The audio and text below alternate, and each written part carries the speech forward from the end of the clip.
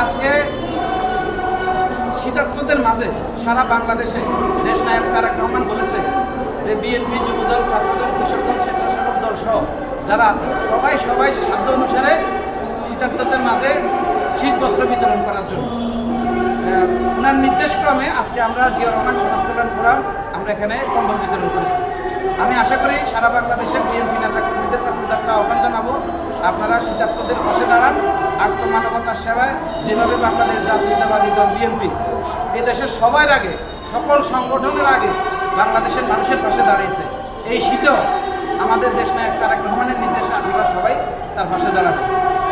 এবং বর্তমান আপনি অন্তর্বর্তীকালীন সরকারকে উদ্দেশ্য করে বলতে চাই, আমরা অনেক প্রত্যাশা নিয়ে আমরা ইউনূস সাহেবকে প্রধান উপদেষ্টা করে আমরা অন্তর্বর্তী সরকার গঠন করার জন্য আমরা বিএনপির পক্ষ থেকে সহযোগিতা আমরা দিয়েছি।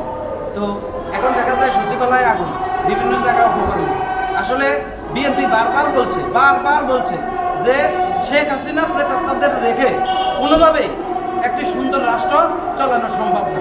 সুতরাং আমি বর্তমান সরকারকে বলবো, যারা সচিবালয়ে আগুন দিয়েছে তারা পুলিশ স্বৈরাচার শেখ হাসিনার প্রেতাত্মা, এবং যে আমলারা আজকে যে আমলাদের চাকরি থাকার কথা না, আপনি জানেন যে আমলারা মানে একটা ফেসিবাদ কায়েম করেছে, সেই আমলারা আজকে বর্তমান সরকারকে হুমকি দিচ্ছে বিভিন্ন দাবি দেওয়ার জন্য, অথচ তারা আজকে চাকরির ভয়ে তটস্থ থাকার কথা। কিন্তু দুর্ভাগ্য, এই সরকারের যারা আছে আপনারা মেরুদণ্ড আপনারা সোজা করেন, বিএনপি আপনাদের পাশে আছে, আপনারা মেরুদণ্ড সোজা করেন। এই সরকার আমরা বারবার করে বলেছি, মেরুদণ্ড সোজা করা ছাড়া কখনো আপনারা সরকার পরিচালনা করতে পারবেন না। আজকে আপনি জানেন যে ওই যে কি বলে আওয়ামী লীগের যে উপদেষ্টা মণ্ডলী যারা আছে এবং শেখ পরিবারের যারা আছে কেউ কিন্তু গ্রেপ্তার হয়নি।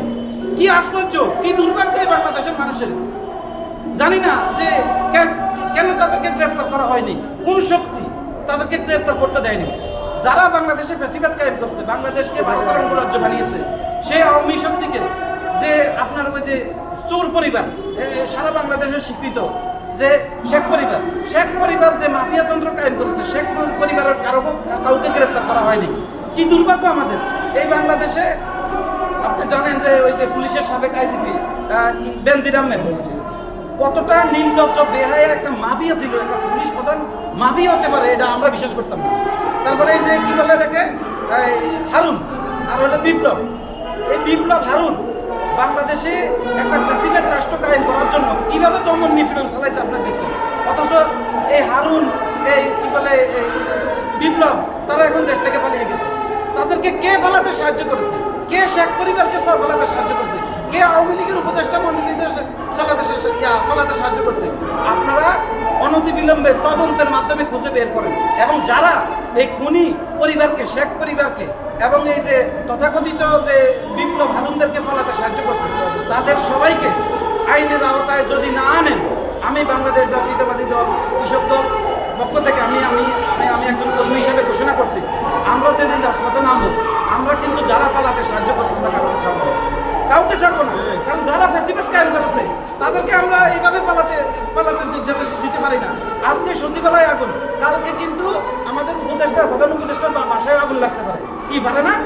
যেভাবে আওয়ামী ষড়যন্ত্রকারীরা এবং ভারত ষড়যন্ত্র করছে, আগামীতে আমাদের প্রধান উপদেষ্টার বাসায় আগুন লাগতে পারে। তো সেজন্য আমি প্রধান উপদেষ্টাকে এবং বর্তমান সরকারকে অনুরোধ করবো, দয়া করে একটা জাতীয় ঐক্য সৃষ্টি করেন, সৃষ্টি করে আওয়ামী লীগের দোষরদেরকে দ্রুত এই প্রশাসন থেকে তাড়াতাড়ি তাদেরকে বিতাড়িত করেন, এবং সকল রাজনৈতিক দলের সাথে বসে একটা কিভাবে আগামী দিনে একটা গণতান্ত্রিক নির্বাচন দেওয়া যায়।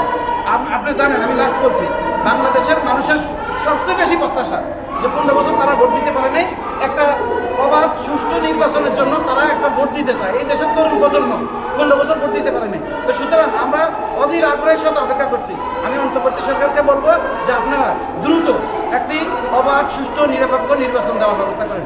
আমি বাংলাদেশ জাতীয়তাবাদী দলের পক্ষ থেকে আমি প্রত্যাশা করছি, যদি বাংলাদেশের মানুষ সুষ্ঠুভাবে ভোট দেওয়ার সেই প্রায়োরিটি পায়, বাংলাদেশ জাতীয়তাবাদী দল 2/3 আসন নিয়ে সরকার গঠন করবে। এবং আমার নেতা দেশনায়ক তারেক রহমান একটা কথা বলতে চাই, যারা তরুণ প্রজন্মকে বলবো, যারা শহীদ জিয়ার শাসনামল দেন নেই, আপনারা শুনেছেন রূপকথার মতন 1900 শাসনামল, আমি বিশ্বাস করি তারেক রহমান আগামীতে বাংলাদেশে এমন একটা বাংলাদেশ উপহার দিবে যে বাংলাদেশ কেউ দেখেনি। মাহাতির মোহাম্মদ মালয়েশিয়াকে যে কয় বছরে একটা আধুনিক মালয়েশিয়া রূপান্তরিত করেছে দেশ নায়ক তারেক রহমান। আমি বিশ্বাস করি, অবশ্যই বিশ্বাস করি, তারেক রহমানের নেতৃত্বে বা উনি যদি সরকার গঠন করতে পারেন এবং উনি যদি প্রধানমন্ত্রী হতে পারেন, মাহাতির মোহাম্মদ যেভাবে অতি অল্প সময়ের মধ্যে আপনার মালয়েশিয়াকে একটা আধুনিক রাষ্ট্র হিসাবে গঠন করেছেন, আমি বিশ্বাস করি তারেক রহমান এই মালয়েশিয়ার থেকেও আরো সুন্দর রাষ্ট্র উপহার দিতে পারে, এই বিশ্বাস আমার ইনশাআল্লাহ।